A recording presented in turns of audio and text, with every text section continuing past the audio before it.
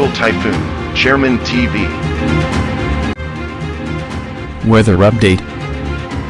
Helping homeless people. Please subscribe.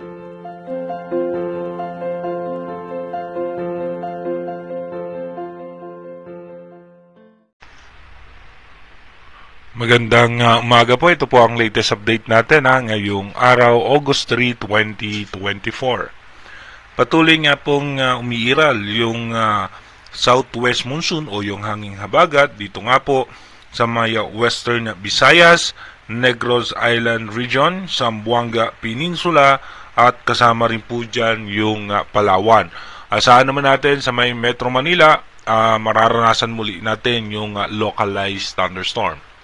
At meron nga na po tayong minomonitor na low pressure area na sa labas nga po ng Philippine Area of Responsibility.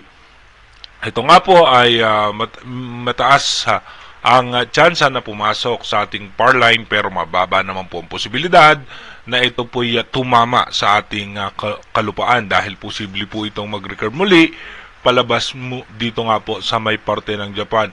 Ayon po yan sa advanced weather forecast ng European Center at medyo mataas nga po yung tsansa nito na posibleng maging bagyo. At asahan pa rin po natin ngayong araw, mamayang alas 10 ng umaga, magiging maayos at maganda ang lagay ng panahon at sisikat na nga po si Haring Araw at tayo nga po ay makakaranas na ng maalinsangang panahon lalo po sa tanghali.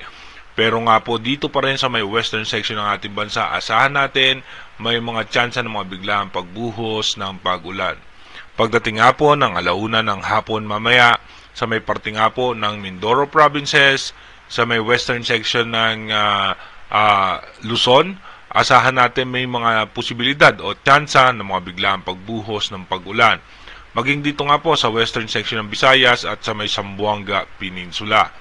Pagdating naman po ng alas 4 ng hapon, tataas po ang posibilidad ng pag-ulan sa may western section ng Luzon, southern Luzon, kasama rin po dyan ang Zamboanga Peninsula. Asahan po natin may mga tsansa ng mga biglaang pagbuhos ng mahihina at katamtamang pag-ulan lamang. Pagdating naman po ng alas 7 ng gabi mamaya, ganun pa rin po, no? Mataas pa rin po ang posibilidad na magkaroon ng mga pulupulong pag-ulan na lamang sa ating bansa. At posible nga po yung extension ng kaulapan ng low pressure area ay makaapekto sa eastern section ng Visayas at ng Bicol region sa mga susunod na oras. At kinabukasan naman po, August 4, no, ng alas 5 ng umaga, maayos at maganda ang lagay ng panahon. At pagdating naman po ng alas 10 ng umaga ng August 4, mananatiling maayos at maganda ang lagay ng panahon habang yung low pressure area ay asa labas pa rin po yan ng Philippine Area of Responsibility. At pagdating naman po ng alas 3 ng hapon bukas ay mataas ang posibilidad ng pag-ulan sa western section ng bansa. Dumako na nga po tayo sa ating advanced weather forecast. Dito nga po sa ating advanced weather forecast, bukas nga po August 4, asahan nga po natin nasa labas pa rin po ng Philippine Area of Responsibility yung low pressure area at isa nga po to, no, sa magiging main factor na posible nga niyang hatakin itong habagat na posibleng lumakas. Pagdating naman po ng August 5, yung pinakasentro po niyan ay mataas ang tsansa na pumasok po sa Philippine Area of Responsibility o yung power line. At pagdating naman po ng August 6, yan nga po ay nakapasok na ng power line. At ito nga po ay hahatakin nga po niyan yung habagat at nasa eastern section nga po yan ng Taiwan. Pagdating naman po ng August 7, ito nga po ay bahagyang hihina itong low pressure area at posibleng lalabas din nga po ng Philippine Area of Responsibility at mataas ang posibilidad na ito'y malusaw at habang merong isang posibleng bagyo na mabubuo sa labas ng ating bansa pero mababa naman ang tsansa na pumasok ito sa ating Philippine Area of Responsibility. Pero kung makikita nyo po sa ating monitor, hahatakin nga po niyan yung hanging habagat na posibleng magpaulan sa western section ng ating bansa. Asahan nga po natin mas matataas ang tsansa ng pagulan sa hapon at sa gabi. Meron din po siya paminsan-minsan sa madaling araw.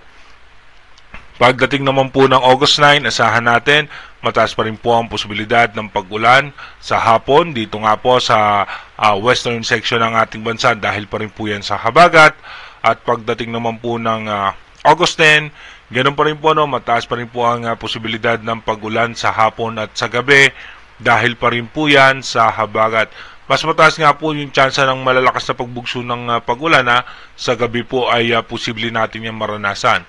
Pagdating naman po ng August 11, asahan pa rin po natin yung habagat ay patuloy na magdadala na mahina at katamtamang pag-ulan sa may western section ng bansa.